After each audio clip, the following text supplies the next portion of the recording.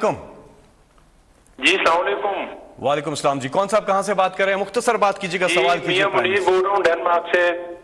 जी जी खान साहब, सबसे पहले मैं आपको, आपकी टीम को सलाम करूंगा और मैं आपका बहुत बहुत शुक्रिया अदा करता हूँ हम दियारे गैर में रहने वाले पाकिस्तानियों की तरफ से, खुसूसन डेनमार्क की तरफ से, कि आपने हमेशा हम दियारे गैर में रहने वाले पाकिस्तानियों को याद रखा, एक बहुत बड़ी उम्मीद की किरण दी, वोट के हमें वोट देने का हक दिया, रोशन डिजिटल बैंक और हमारे सफारत खानों में जो एक बहुत बेहतर माहौल चल रहा है इस वक्त।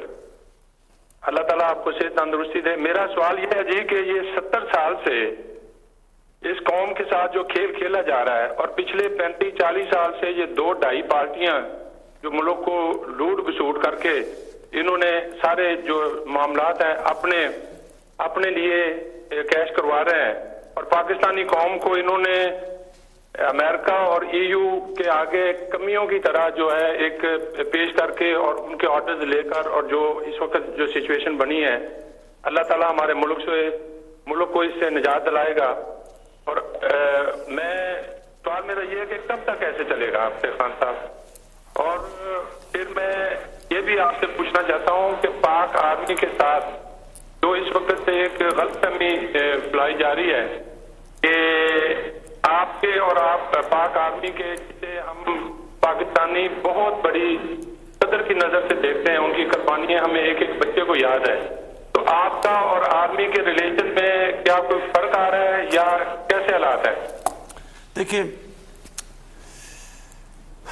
पहले तो डेनमार्क से जो आप कॉल कर रहे हैं वही ओवरसीज पाकिस्तानी जिनकी रेमिटेंसेस के ऊपर जो आपने मेरे पे भरोसा किया, बाहर से पैसे भेजे, वो अगर आप पैसे ना भेजते और रिकॉर्ड पैसा बाहर से डॉलर्स आए, वो ना होता तो हम शायद ये जो इतने मुश्किल माशी बुरहान से हम शायद ना निकलते।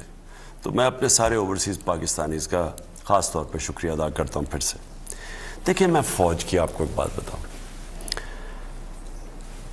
जो फ़ौज को बुरा भला कहता है, जिस तरह वो नवाज शरीफ और उसकी बेटी ने इसको अटैक किया फ़ौज को और आर्मी चीफ को, वो फ़ौज का नुकसान नहीं कर रहे, वो पाकिस्तान का नुकसान करते हैं। इस मुल्क को एक मजबूत फ़ौज की इसलिए ज़रूरत है, सिर्फ मुसलमान दुनिया में आप देख लें, एक एक मुल्क देखें कि उनकी क्या हालात, सीरिया में क्या हुआ, लिबिया में क्या हुआ, इराक़ में क्या हुआ, अफगानिस्तान में क्या हुआ, सोमालिया में क्या हुआ, सारे मुल्कों में तबाही मची हुई है। और हम खुशकिस्मत इसलिए हैं कि हमारे पास एक मजबूत फ़ौज है। ये अल्लाह का बड़ा करम है इस मुल्क के ऊपर।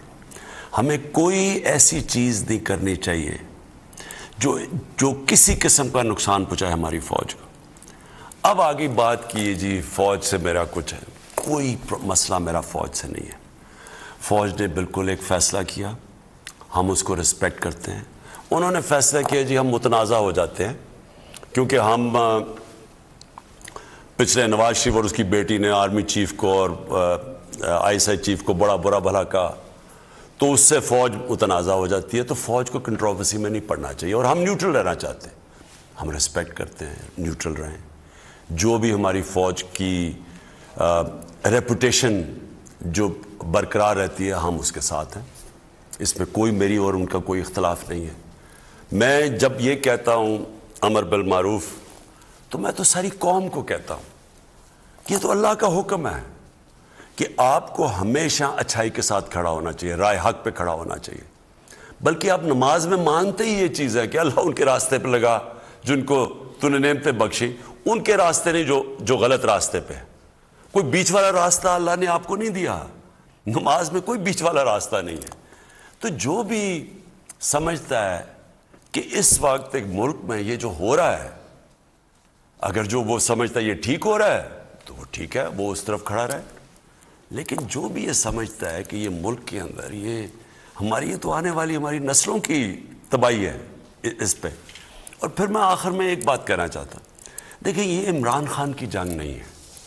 मैं जब 25 साल पहले पॉलिटिक्स में आया था, मैं बार बार लोगों को समझाता हूँ, मेरा अल्लाह मुझे सब कुछ दे चुका था, कोई इंसान मुझे कुछ नहीं दे सकता, मेरे पास किसी चीज़ की कमी नहीं है।